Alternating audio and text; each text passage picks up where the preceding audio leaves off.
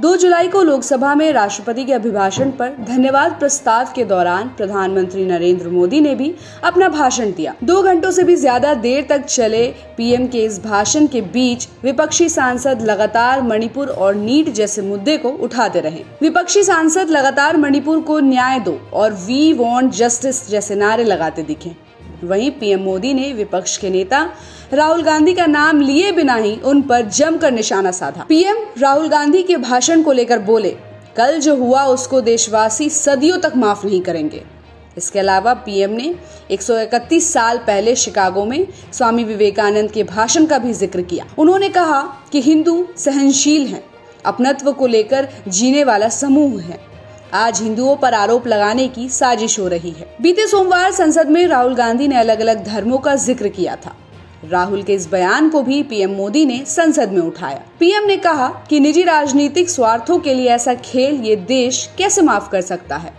इसके अलावा राहुल गांधी के अग्निवीरों पर दिए गए बयान पर भी पीएम मोदी ने कहा कि देश की सेना को आधुनिक बनाने का काम चल रहा है और कांग्रेस झूठ फैलाने का काम कर रही है। भ्रष्टाचार के प्रति जीरो टॉलरेंस की जो नीति रही, उसकी वजह से जनता ने उनकी सरकार को तीसरी बार चुना है। हमारा एकमात्र लक्ष्य नेशन फर्स्ट है। हम तुष्टीकरण नहीं बल्कि संतुष्टीकरण की राजनीति पर चलते हैं। पीएम ने आगे कहा कि राहुल ने अनुच्छेद 370 को हटाने की बात की। उन्होंने कहा कि इससे लोकतंत्र की ताकत बढ़ी है। जम्मू कश्मीर के लोग बढ़ चढ़कर मतदान करने के लिए आगे आ रहे हैं। आगे पीएम ने कहा कि तीसरे टर्म में हम 3 गुना काम करेंगे और देशवासियों को 3 गुना परिणाम लाकर देंगे। इस साल के लोकसभा चुनाव में बाकी साल के मुकाबले कांग्रेस का प्रदर्शन काफी खराब रहा। उन्होंने कहा कि कांग्रेस के इतिहास में ये तीसरी सबसे बड़ी हार है। पार्टी हिंदुस्तान के नागरिकों के मन में ये भरने की कोशिश कर रही है कि उन्होंने हमें हरा दिया।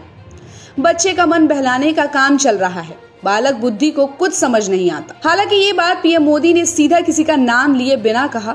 हालांकि सब समझ चुके हैं कि उनका इशारा सीधे तौर पर कांग्रेस नेता राहुल गांधी की तरफ था। पीएम ने अपने भाषण में कहा कि कांग्रेस देश में आर्थिक अराजकता फैलाने की कोशिश कर रही है। जहां कांग्रेस का शासन है, वहां के राज्य देश पर आर्थिक बोझ बनने की कोशिश कर रहे हैं। सीए को लेकर अराजकता फैलाई गई। पूरा इकोसिस्टम इस बात को बल देता रहा ताकि उनके राजनीतिक मकसद पूरे हों। दंगों में झोंकने के भी कुछ प्रयास देश ने देखे हैं। संसद में दिए गए राहुल गांधी के भाषण पर जवाब देते हुए प्रधानमंत्री ने कहा कि देश ने सदन में बचकानी हरकतें देखी हैं। यहाँ बालक बुद्धि का विलाप चल रहा था। सहानुभूति हासिल करने के लिए ये ड्रामा चलाया गया। देश जानता है कि हजारों करोड़ों के हेरफेर मामले में जमानत पर बाहर है। पीएम ने कहा कि बालक बुद्धि में न बोलने का ठिकाना होता है और न व्यवहार का कोई ठिकाना होता है। जब ये बालक बुद्धि सवार हो जाती है तो सदन में भी किसी के गले पड़ जाते हैं। 2018 में राहुल गांधी ने लोकसभा में अपनी सीट से उठकर नरेंद्र मोदी को अचानक गले लगा लिया था। तब पीएम मोदी अपनी सीट पर बैठे थे और वो भी राहुल गांधी के इस रुख से हैरान रह गए थे। पीएम मोदी ने कहा कि अग्निवीर को लेकर झूठ बोला गया। पीएम मोदी ने कहा कि अग्निवीर को लेकर झूठ बोला गया। एमएसपी को लेकर यही किया जा रहा है। संविधान की गरिमा से खिलवाड़ हुआ है। डॉक्टर बाबा साहेब अंबेडकर ने कांग्रेस के दलित विरोधी होने के कारण कैबिनेट से इस्तीफा दिया था।